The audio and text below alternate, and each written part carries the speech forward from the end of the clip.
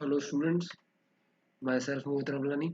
और हमारा कौन सा चैप्टर चल रहा था? पावर शेयरिंग, जिसके हम लोगों ने 3 लेक्चर्स कंप्लीट कर लिए हैं और ये आज चौथा लेक्चर है। ठीक है बेटा, तो आप जिन्होंने अभी तक 3 लेक्चर नहीं देखे हैं वो प्रॉपर तरीके से वो तीनों लेक्चर देख लो, ताकि पता पड़ जाए कि प्रॉपर चैप्टर कहाँ तक पहुँच गया है और कितना चैप्टर कंप्लीट हो गया है।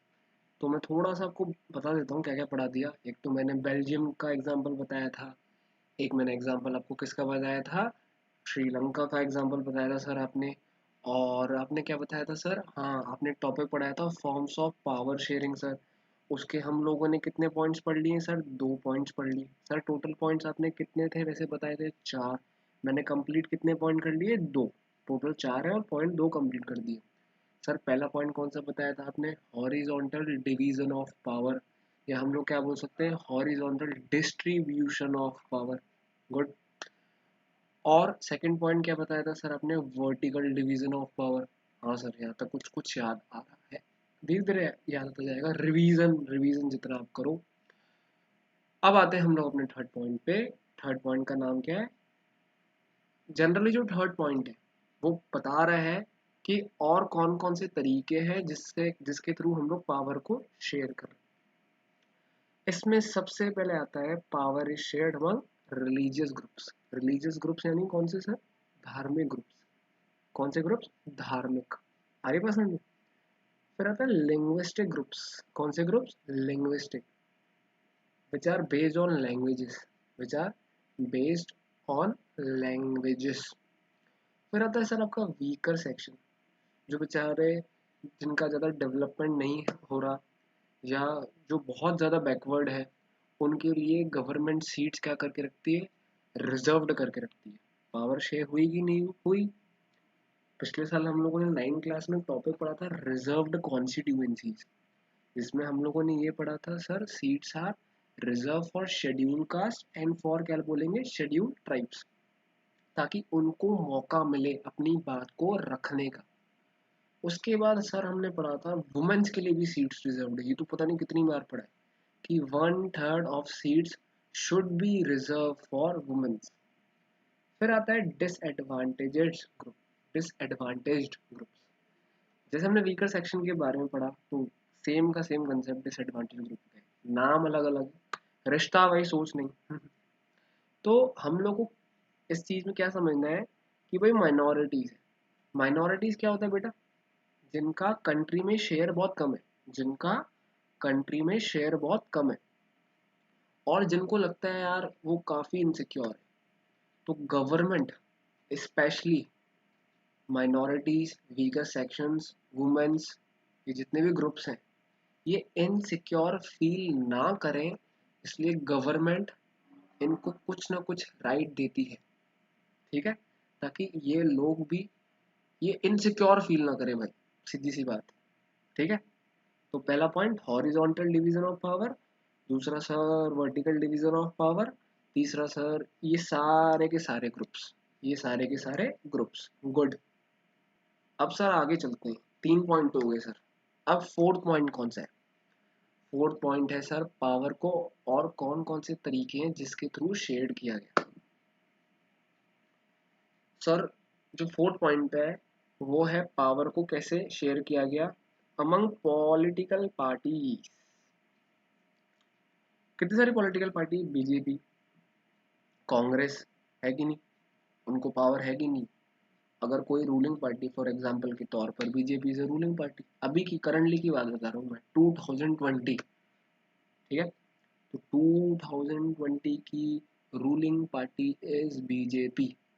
अगर बीजेपी प्रॉपर तरीके से काम नहीं करती है, वैसे अच्छा कर रही है, बहुत अच्छा चल रहा है, लेकिन मान लो तो दूसरी पॉलिटिकल पार्टीज जिनका सीट्स है किसमें? पार्लियामेंट में। जिनका रिजर्वेशन हो रहा है किसमें? पार्लियामेंट में, जिनके पास सीट्स है। ठीक है, जिनके पास सीट्स है, जो जो पॉलिटिकल पार्टीज के पास सीट्स है। क्लियर हो रही बात? तो वो, आई रिपीट, वो ओपोज कर सकती है, क्रिटिसाइज कर सकती है। आई बात समझ? फिर आता है बेटा आपका कोलिशन गवर्नमेंट। बड़ी पॉलिटिकल पार्टी, छोटी पॉलिटिकल पार्टी मिल जाते हैं, हिंदी में इसको बोलते हैं गठबंधन, ताकि इनका शेयर बढ़ जाए, पार्लियामेंट सीट्स का क्या बढ़ जाए, शेयर बढ़ जाए। Is that clear? ठीक है। फिर आता है आपका प्रेशर ग्रुप्स। क्या आता है? Pressure groups. Is that clear? Pressure groups, ये देखो यार, ये प्रेशर ग्रुप्स मिल गया। देखो अगर आपको पॉलिटिक्स में जाना है ना, तो सबसे पहले छोटे मोटे ग्रुप्स स्टार्ट करो और अपनी पब्लिसिटी करो, ताकि तुम लोगों की नज़र में आओ, गवर्नमेंट पे क्रिटिसाइज करो, अपनी अपना ओपिनियन दो। तो ये सारा का सारा जो काम कौन करता है? प्रेशर ग्रुप्स, गवर्नमेंट के ऊपर जो प्रेशर डालते हैं। ठीक है। एक होते हैं movement groups. For example, Narmada बचाओ आंदोलन, नर्मदा बचाओ आंदोलन, चिपको मूवमेंट। Is that clear? याद है?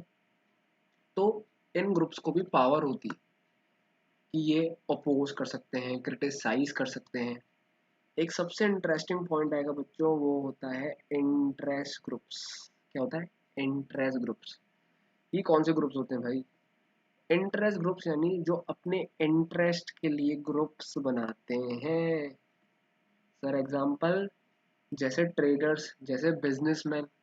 आपको पता है जीएसटी आया था, डेट 2017 में आया था, हाँ शायद। तो जब जीएसटी आया था तो बहुत सारे बिजनेसमैन को लगा यार इससे हमारा जो बिजनेस स्ट्रक्चर है उस पे काफ़ी नेगेटिव इफेक्ट पड़ेगा। और जीएसटी एक्ट जब आया तो उससे बहुत सारे बिजनेसमैन को लगा हम इस एक्ट को अपोज करेंगे, ताकि गवर्नमेंट इस एक्ट को ज़्यादा आगे ना बढ़ाए, आगे ज़्यादा इम्प्लीमेंट ना करे, है ना। तो उन्होंने अपना ग्रुप बना दिया। इंटरेस्ट, अपने इंटरेस्ट के लिए जो ग्रुप बनाए जाते हैं उसको इंटरेस्ट ग्रुप बोला जाता है। That's it. फार्मर्स भी अपने जो ग्रुप्स बनाते हैं अपने फायदे के लिए।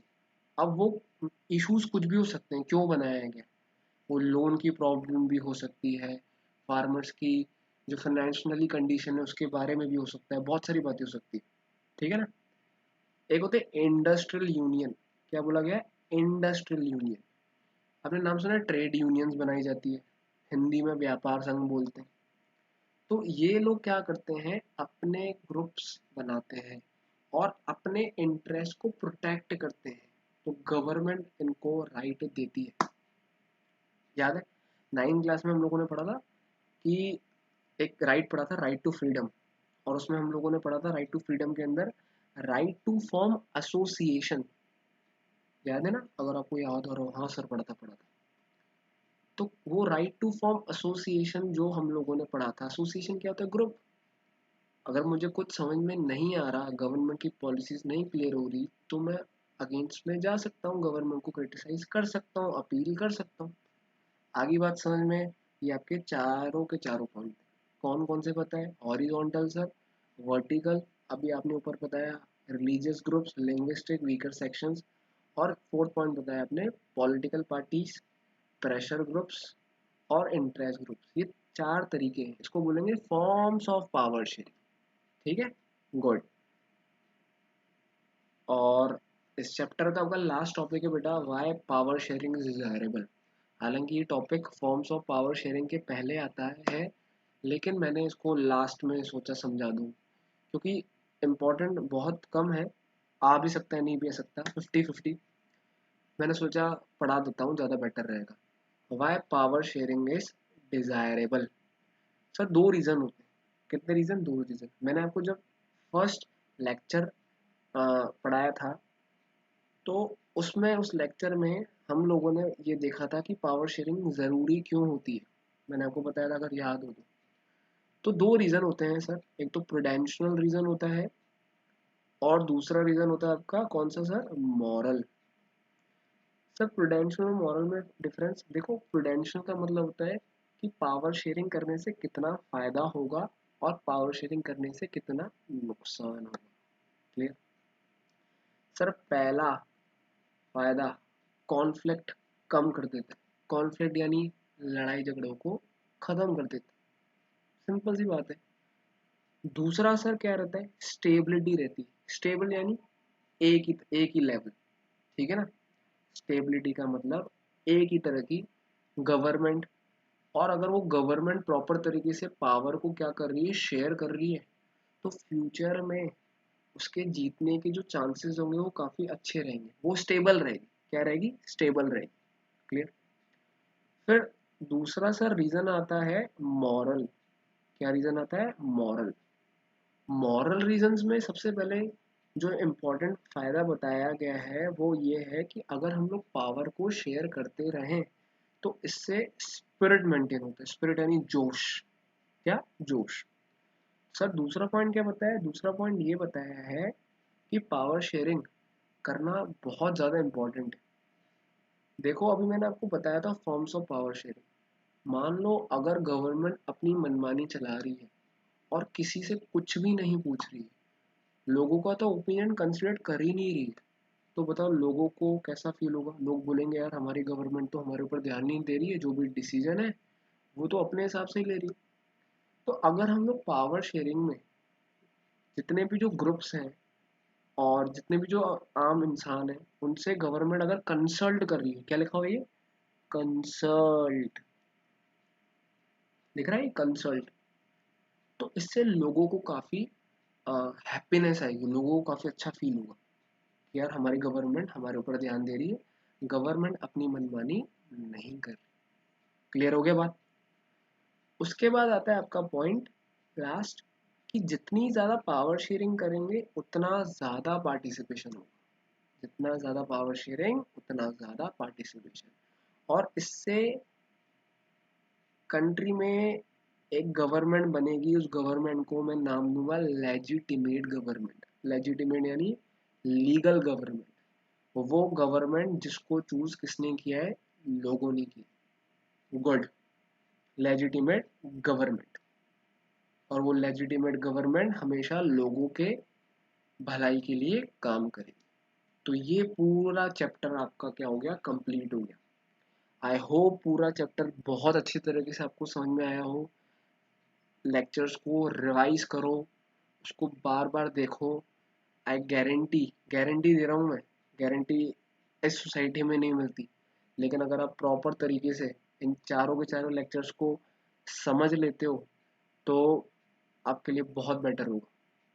ठीक है बेटा, तो प्लीज़ सब्सक्राइब द चैनल। मैं बार बार बोलूँगा, हर लेक्चर में बोलूँगा, इस चैनल को ज़्यादा से ज़्यादा शेयर करो, अपने फ्रेंड्स को बताओ, और जितने जो जो आपकी क्लासमेट्स हैं, ताकि चैनल्स का जो पॉपुलैरिटी और बढ़ता जाए। ठीक है, चलो, थैंक यू।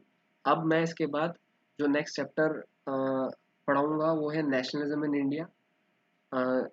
मैं सीक्वेंस में चलूँगा, पहले एक चैप्टर सिविक्स, देन नेक्स्ट आपका आएगा nationalism in India, then economics, and then geography. Okay, चलो, गुड।